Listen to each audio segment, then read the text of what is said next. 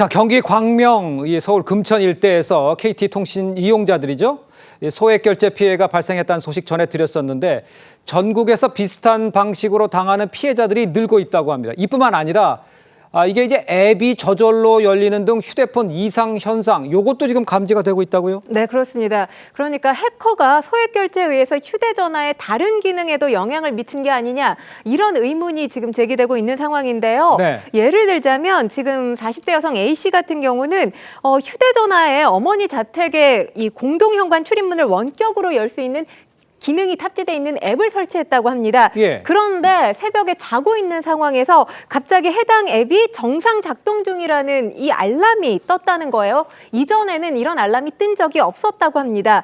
그리고 걸음수를 측정하는 앱도 있죠. 네. 이것도 푸시 알람과 함께 자동으로 걸음수를 측정하고 있습니다. 이런 메시지가 나왔다고 하는데 이전에 이런 메시지가 나온 적이 없었다고 합니다.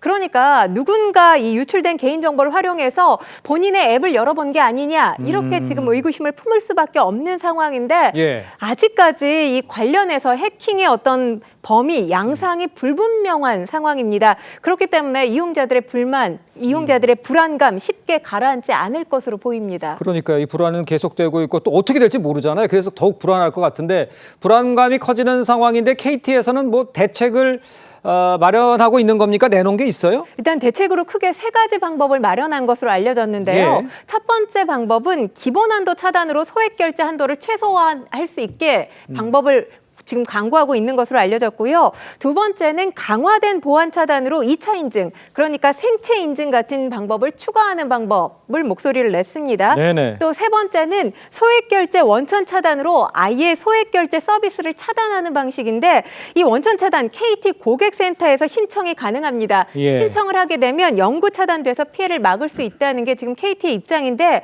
제가 앞서 이 휴대폰 앱과 관련한 이상 현상을 말씀드렸잖아요. 네네. 그런데 지금 이와 관련된 대책에 대한 목소리는 나오지 않고 있는 상황입니다. 그렇기 때문에 해당 전문가들 이 해킹 여파로 다른 범죄가 이어질 가능성 역시 배제할 수 없기 때문에 휴대폰 보안 강화, 주의가 필요하다는 목소리를 냈습니다. 그러니까 적절한 대책, 뭐 막을 수는 있겠지만 뭐 끊어버리면 막을 수는 있겠지만 불편함을 또 까지 감수해야 되는 상황이잖아요. 조기현 변호사께서 보시기에 이게 뭐 이렇게 소액 결제긴 합니다만 이 보상을 어떻게 받을 수는 있는 법적으로는 어떻게 됩니까? 일단 KT가 이 소액 결제 같은 경우에 요금에 같이 청구되는 방식이기 때문에 고객에게 청구하지 않는 방식으로 해서 직접 피해가 발생하지 않도록 조치하겠다는 것이기 때문에 예. 그 부분은 일단 그렇게 해소될 것 같습니다. 그런데 그 외에 발생하는 추가적 피해도 분명히 있을 수 있고 2차 네. 피해도 지금 예상되기 때문에 그 경우에는 이제 좀 다른 문제가 됩니다. 그래서 KT의 지금 대처 중에 지금 문제가 되는 게 이게 이 사건으로 접수된 당일날 전자인증 관련된 사무처리 준칙을 바꿉니다. 그래서 고의와 과실이 없는 한 이 면책 범위를 일정적으로 확장하는 내용으로 바꿔놓은 상태여서 추가 피해가 발생할 경우에 KT가 책임을 면하기 위해서 지금 내부 규정을 손본 게 아닌가 이런 비판도 제기되고 그래요? 있습니다. 그래서 이제 이런 문제까지 이제 봐야 되는데 물론 기술적으로 KT가 추가적인 피해가 발생하지 않도록 여러 안전 장치를 취하지만 결국에 인증을 통해서 KT 망에 접속해서 하는 범죄 행위이기 때문에 과실의 범위를 좁게 해석할 수는 없을 것 같고요. 추가적인 피해가 발생한다면 그 부분에 대해서도 KT의 이 관리 부실, 관리상 과실의 문제가 생길 수 있어서 분쟁의 과정이 생긴다면 아마 법원의 판단이 있어야 될 것 같습니다. 알겠습니다.